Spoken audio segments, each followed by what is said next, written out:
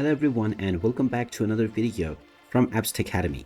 In this video, I'm going to show you how to download and install the Snapseed application on your smartphone. So let's get started right away. First of all, open up the iOS App Store or the Google Play Store depending on your device. And once you open it up, tap on the search box and now you can just type in Snapseed and start your search. Once you find the Snapseed application, tap on it and you will see the install button. Tap on the install button and this will now begin the download and installation of the Snapseed application on your device. Just wait for a while until the installation is completed, and once it is done, you will see the open button which you can tap on in order to open up the app. And once the application is opened up, you can immediately start to upload your image in order to make your desired edits.